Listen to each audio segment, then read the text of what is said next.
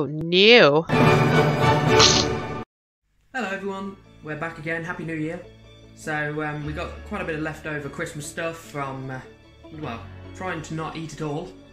So we thought we'd make some chocolate chip cookies with a bit of fruit. So, let's go through the ingredients. Right, we have a cup and a quarter of flour, you can use plain flour, half a cup of white sugar, half a cup of brown sugar, something about molasses, but when I hear molasses all I think of are mollusks, which aren't very nice. Half a cup of chocolate, in this case we're using plain dark, a full cup of mixed fruit. Now of course you could do full chocolate and half mixed fruit, it's entirely up to you. We've got half a cup-ish of butter at room temperature, so it's nice and squishy. We've got an egg, but you can use two, maybe we'll need another. Half a teaspoon of bicarbonate of soda or baking soda. And then we've got some cocoa powder and some cinnamon, just if we fancy it, we might not put it in. And that's, again, just in case it fails and I need something to cheer me up. So, let's get on with the first step. So first, we're going to need these four ingredients. The butter, the two sugars, and the egg. So, let's get the butter in. Lovely. Simple does it. And next, white sugar. Now, we've got to incorporate this together. So, this is why you have your butter at room temperature. Let's quickly get that done, and then we'll move on to the next step.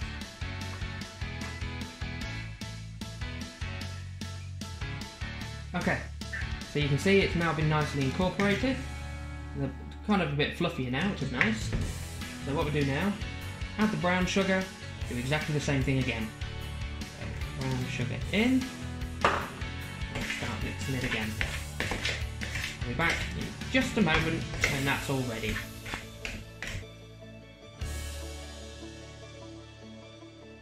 So what we do next, we'll add the egg in, and then we'll incorporate that.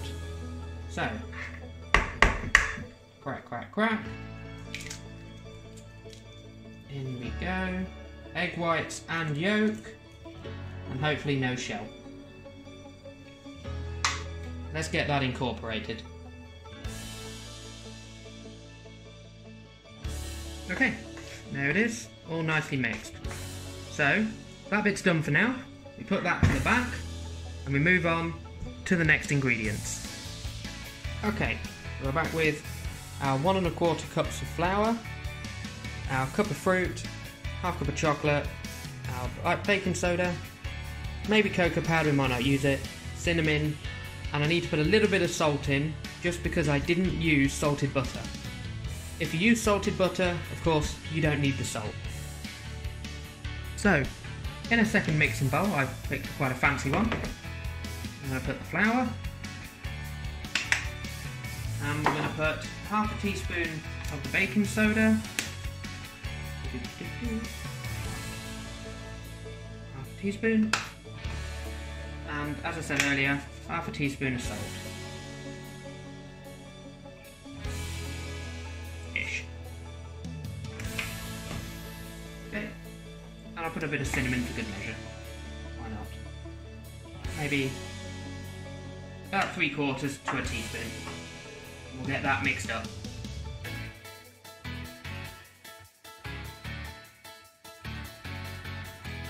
There we go. So next, we'll put the fruit and the choccy in, and we'll get that incorporated. So, you can use chocolate buttons, chocolate chips, it's usually advisable when you're baking, but we had some leftover chocolate from Christmas, so to start, I'll break it up and shove it in. They'll probably be a bit more lumpy than normal cookies, but it's home baked, tastes better. And here comes a Rick's bag of fruit. This is one of them like trail mixes and stuff like that, but we'll get that incorporated. It won't take a moment, to be honest. I can do that here. I can't really do a lot with it, but once we've done that, we then add it into the mixture that we made earlier. So I'd say that's pretty much all we can do with that. So let's get it added together. Here we are.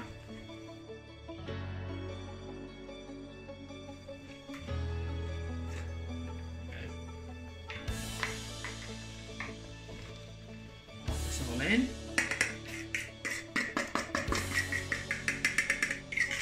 Just get any of the leftover bits out of the bowl. Okay, let's get mixing.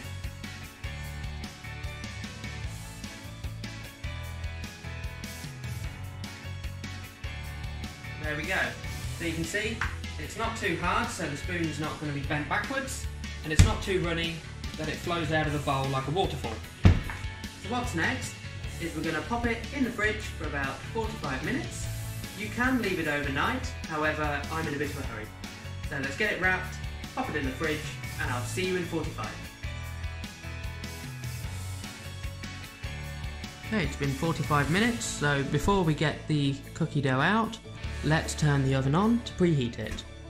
On, and we want it to 160. Of course, if you're a fan of assisted oven, you may want it a bit less, and if you've got an old oven, you may need it a little bit more.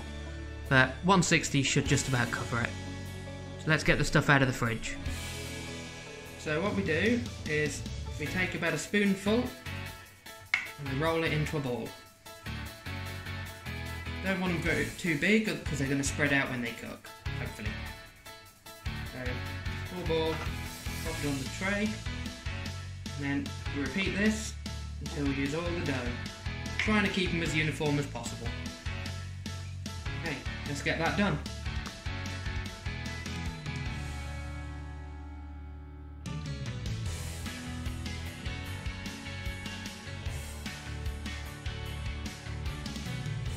There we go, 12 balls of cookies.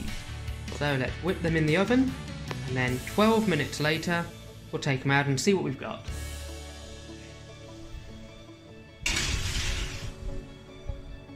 Okay, so we'll check on them in 12 minutes time.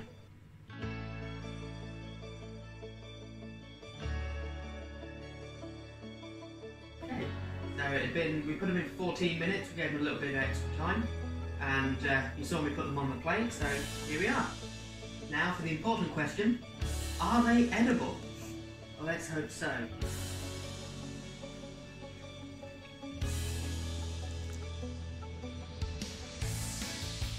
Fruit's really nice and gooey, the chocolate's just a little bit melted, so it's a little bit runny right now, but can't get better than that. So, there we go, perfect cookies. Well, by my standard anyway.